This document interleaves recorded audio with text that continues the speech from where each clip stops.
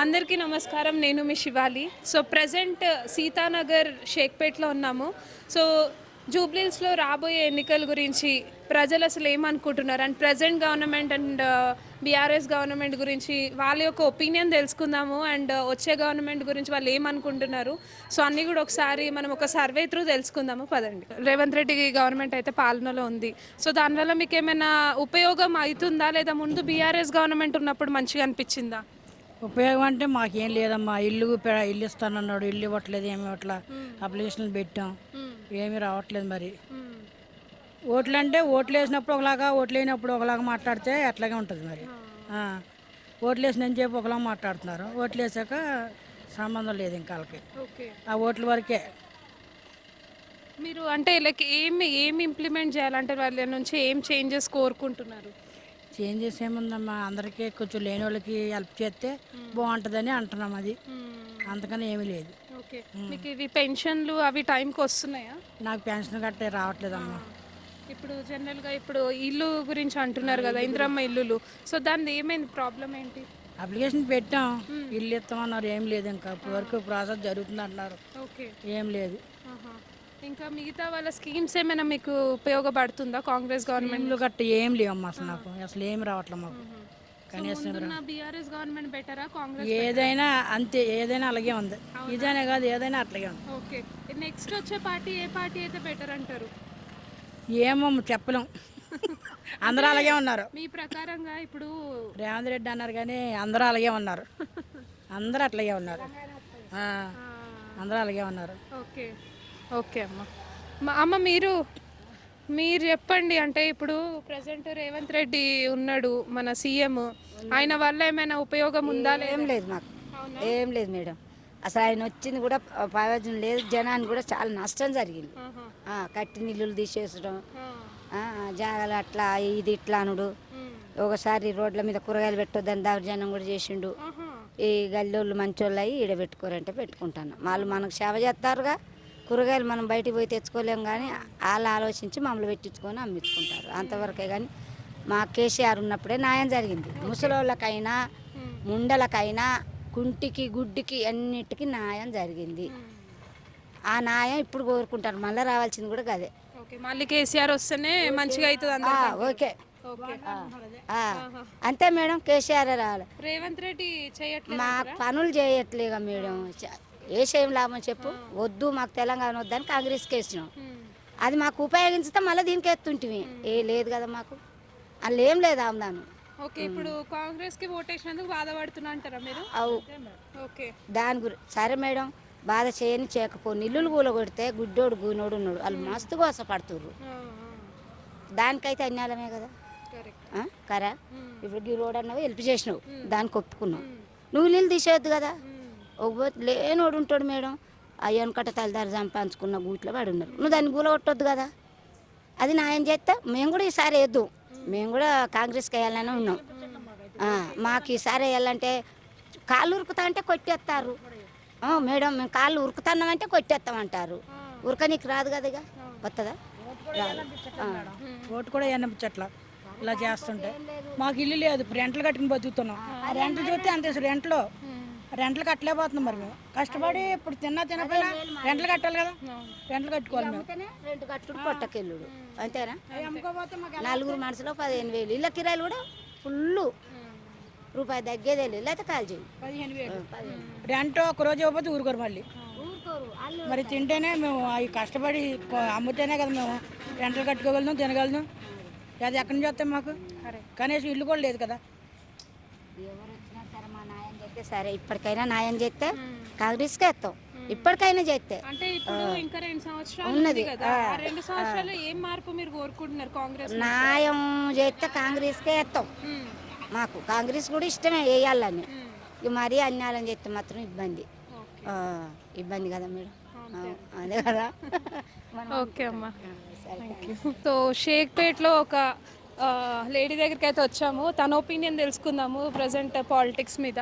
So present ఇప్పుడు Revanth Reddy government ఉంది కదా. So Revanth Reddy government through మీకు మంచిగా అనిపిస్తుందా, లేదు బీఆర్ఎస్ ఉన్నప్పుడే బాగుండేనా? రేవంత్ రెడ్డి బాగానే ఉంది. నరేంద్ర మోడీ బాగా చేస్తాడు. అంటే మన దగ్గర తెలంగాణలో దగ్గరన ఆ, ఆయన కేసీఆర్ బాగానే ఉండే, అంటే రేవంత్ రెడ్డి కన్నా కేసీఆర్ బాగా చేశాడు. ఓకే, రేవంత్ రెడ్డి కన్నా కేసీఆర్. మీ ఓటు ఎవరికి వేస్తారు మీరు? మేమా కేసీఆర్ కేసాం. కేసీఆర్కి వేస్తారా?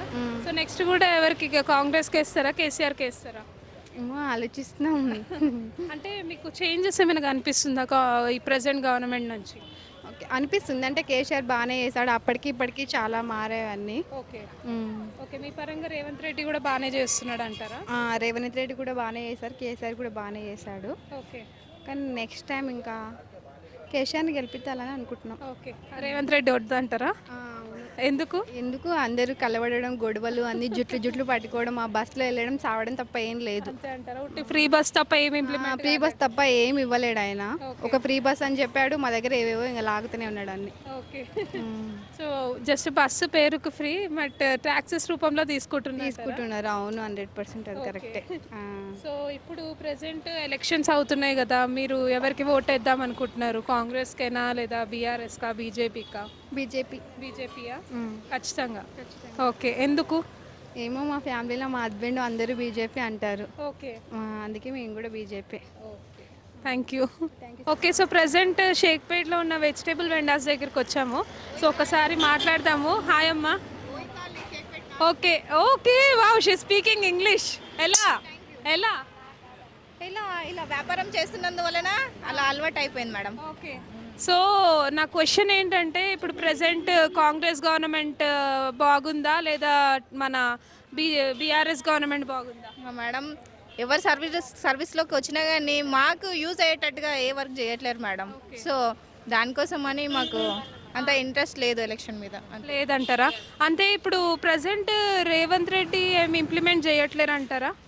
చేసే వాళ్ళకి ఎవరు చేశాడు కానీ మాలాంటి నిరుపేదలకు అసలు ఏం చేయలేదండి వారు. Okay yes. ఓకే, సో మీరు ఏం చేంజెస్ కోరుకుంటున్నారు? లేని వాళ్ళకి పేదవాళ్ళకి ఇల్లు ఇస్తే బాగుంటుంది, ఉన్న వాళ్ళకి ఇవ్వడం కంటే. ఇప్పుడు ఇందిరమ్మ ఇల్లులు ఉన్నాయన్నారు కదా, మరి వాటికి అప్లై చేయలేదా మీరు? మేము అప్లికేషన్ పెట్టినాము, 2 years కంప్లీట్ అయిపోతుంది, అయినా కానీ మాకు ఇంతవరకు ఏ రెస్పాన్సిబిలిటీ లేదు, ఏ రెస్పాన్స్ రాలేదు. మేము అడిగినాం, అక్కడికి వెళ్ళి అడిగినాం కానీ ఏం లేదు, అక్కడ కూడా ఎలాంటి సమాచారం లేదు. కాబట్టి ఏం చేస్తాం మేడం, మాలాంటి నిరుపేదలను కూడా కాస్త చూడండి, గవర్నమెంట్ కొంచెం తీసుకెళ్ళండి అక్కడ. సో ఇప్పుడు ప్రజెంట్ కూడా మనకి ఎలక్షన్స్ జరగబోతున్నాయి కదా, దాంట్లో మీరు ఏ పార్టీ రావాలని కోరుకుంటున్నారు? మేడం ప్రజలకి ఏ పార్టీ అనేది ఏమి లేదు, ప్రజలను ఎన్నుకునే నాయకుడు అయితే బాగుంటుంది. సో అది నా ఉద్దేశం. ఓకే, అంటే రేవంత్ రెడ్డి నాట్ సూటబుల్ అంటారా? రేవంత్ రెడ్డి రావాలనేది ఏం లేదు మేడం, ప్రజలకు మేలు చేసే ఎవరైనా నాయకుడే అవుతారు. అది. Yes ma'am. Thank you. So present అయితే ఓయూ కాలనీలో ఉన్నాము. సో మనకు తెలుసు కదా, సీనియర్ సిటిజన్స్ అన్నది ఎప్పుడైనా ఫ్యాక్ట్స్ మాట్లాడతారు అనేసి, అలానే మనతో పాటు ఒక సిటిజన్ ఉన్నారు. నమస్కారం అమ్మా. నమస్కారం అమ్మా. ప్రజెంట్ రేవంత్ రెడ్డి గవర్నమెంట్ మంచిగా ఉందా లేదా బీఆర్ఎస్ గవర్నమెంట్ మంచిగా ఉండేనా? ఇప్పుడు బీఆర్ఎస్ మంచిది అని చెడ్డదనము, కాంగ్రెస్ చెడ్డదనం, అన్నీ మంచిగా చేయాలి. బీఆర్ఎస్ కొంచెం మంచిగానే చేసుడు. ఈ కాంగ్రెస్ వాళ్ళు పింఛన్ పెంచారు ముసలోళ్ళకి, పింఛన్ పెంచితే బాగా. చిన్న చిన్న పండ్ల కాడ వీళ్ళు జర చిన్న చూపు చూస్తుండరు. పింఛన్లు చిన్న చిన్న పనులు చేయలే, ఏవేవో చేస్తే పెద్ద పెద్దల పనులు చేస్తే మాకేం లాభం వస్తుంది? మాకు పేదోళ్ళ పనులు చేస్తే పేదోళ్ళకి అక్కర వస్తే మాకు మంచిగా అనిపిస్తుంది. పింఛన్ పెంచాలా, అన్నీ మంచిగా చేస్తే బాగా. లేని వాళ్ళకి ఇండ్లు ఇవ్వలే, ఉన్న వాళ్ళకే ఇండ్లు ఇస్తారు. లేని వాళ్ళకి ఒక ఇల్లు ఉంటుంది, 3 కొడుకులు ఉంటారు. ఆ ఒక్క ఇల్లు 3 కొడుకులు సరిపోతుందా? ఉద్యోగం ఉంది ఇంత కట్టుకుంటామంటే నీకు ఇల్లు తీస్తలేం పో అంటారు ఊర్లో రాజకీయం చేసేటోళ్ళు. ఆ ఊర్లో రాజకీయం గిట్లా నడుస్తుంది. నీకు ఇల్లు ఉంది పా, నీకు 3 కొడుకులు ఉండరు, నీకెందుకు ఇలా అంటారు ఊర్లో. ఒక ఇల్లు 3 కొడుకులు కోడాన్లు సరిపోతుందా అమ్మ? అట్లుంది ఊర్లో. మీరు ఏమి చేంజెస్ కోరుకుంటారమ్మా? ఏం జరిగితే మంచిగా అవుతుంది అని అనుకుంటున్నారు? లేని వాళ్ళకి ఇండ్లు ఇవ్వాలా, ఇక పేదోళ్ళకి మంచిగా చేయాలి, స్కూళ్ళలో మంచిగా చూడాలి, పేద పిల్లలకు ఇట్లాంటివన్నీ మంచిగా చేస్తే, పేదోళ్ళ కోసం మంచిగా చేస్తే పేదోళ్ళు కూడా బాగా చేసిండని కోరుకుంటారు. ఎవరు చేసినా, ఏ పార్టీ అయినా సరే. మంచిగా చేయాలి. ఆ పార్టీ అయినా సరే ఈ పార్టీ అయినా సరే మంచిగా చేస్తే బాగుంటుంది సో అంతే. మీరు ఏ పార్టీ వస్తే బాగుంటుంది మీ పరంగా? బీజేపీయా, బీఆర్ఎస్ఆ లేదా కాంగ్రెసా? ఇంతకుముందు బీజేపీ వచ్చినప్పుడు అన్ని కొత్త కొత్త పథకాలు తీసుకొచ్చిండ్రు. ఫస్ట్ వాళ్ళు తెచ్చిందే కొత్త కొత్త పథకాలు. వాళ్ళు తెచ్చి తర్వాత కొంచెం ఏదో తేడా వచ్చి వాళ్ళు పోయిండ్రు, కానీ వీళ్ళు ఆ పథకాలన్నీ వదిలేసిండ్రు. వీళ్ళకి నచ్చినట్టు వీళ్ళు చేస్తున్నారు అంతే. ఇప్పుడు ఎవరికి నచ్చినట్టు వాళ్ళు చేస్తారు. మీరు ఏం మార్పు కోరుకుంటున్నారు? ఓన్లీ ఇల్లేనా, ఇంకేమైనా కూడానా? ఇండ్లు కావాలా, రైతు బంధు సక్రమంగా పడాలి అందరికీ, పొలం ఉన్న వాళ్ళకి ఒకరికి పడితే రైతులకి రుణమాఫీ చేస్తామండ్రి. మాకైతే ఒక 50,000 నా పొంటుంటే 50,000 కూడా రుణమాఫీ కాలేదు. నాకు 50,000 రుణమాఫీ కాలేదు, ఇల్లు ఇస్తలేరు. ఇంకా ఏం చేయాలా? అప్పుడు కేసీఆర్ ఉండగా మంచిగా రైతు బంధు కరెక్ట్ పడుతుండే. ఈయన వచ్చినాక 10,000 పడే కాడ 8,000 6,000 పడుతుండయి రైతు బంధు. ఎకరాకి 5,000 లెక్క ఇస్తుండే. 2 ఎకరాలకు 10,000 ఇస్తుండ్రు. ఇప్పుడు 8,000 ఇస్తాడు 2 ఎకరాలకి. 12,000 ఇస్తా నేను, 15,000 ఇస్తా అని ఇచ్చేత 10,000 కూడా తక్కువ ఇస్తారు. మరి ఎవరిని అడుగుదాము? వచ్చేటి కూడా చక్కగా రావు, సగం సగం. మరి నడమావు తింటారో అవి వచ్చుకమ్మ గట్లు వస్తావో తెలియదు. మరి అడిగారా మీరు ఎప్పుడైనా? అంటే ఇప్పుడు 10,000 దగ్గర 8,000 వస్తున్నాయి అంటారు కదా, అడిగారా ఎప్పుడైనా? 8,000 వచ్చేది, 2 ఎకరాలు 10,000 వచ్చేది. 8,000 చిల్లరే పడతావు. ఇప్పుడు 10,000 కూడా పడవు. ఎవరిని అడగాలి? మేము బతుకు తెరుకు గిట్లా వచ్చినాము. ఇక అక్కడ మేము పోయినప్పుడు వాళ్ళు ఉండరు, వాళ్ళు ఉన్నప్పుడు మేము పోము. ఇంక ఆడ ఆఫీస్లో పొంట తిరుగుదాము. మేము కష్టం చేస్తేనే బతుకుతున్నాము, లేకుంటే లేదు. ఇంకా మేము ఎప్పుడు వాళ్ళ ఆఫీసులలో కలుస్తారమ్మా? మాకి అడగాలంటే ఊర్లో ఉంటే ఏదో పూట 2 పూటలు అట తిరుగుతాము. ఇక్కడ దూరం ఉంటాం, మీ అన్న ఊరు ఉంటుంది. ఇంకా అక్కడ పోయి ఆడుకోలేము. మన పనులు కావాలంటే ఇక్కడ ఎవరు చేస్తారు మనకి? గట్లుంది పరిస్థితి. ఇక సో మనం ఇంకొక లేడీతో తెలుసుకుందాము వాళ్ళ ఒపీనియన్ ఏంటో ప్రజెంట్ పాలిటిక్స్ మీద. నమస్కారం అమ్మ. నమస్తే. అయితే హైడ్రా గురించి కొంతమంది బాధపడుతున్నారు, కట్టుకున్న వాళ్ళు ప్రజలు బాధపడుతున్నారు. అమ్మిన వాడు ఎలాగా, వాడు ఆ స్థలం అది ఎలాంటిది అనేది తెలియదు కదా. దానివల్ల ప్రజలు బాధపడుతున్నారు. రేవంత్ రెడ్డి గారు చేసింది బాగుంది అన్ని రకాలుగాను. బాగానే ఉంది ఆయనది. అయితే రాజకీయం అయితే బాగానే అనిపిస్తుంది.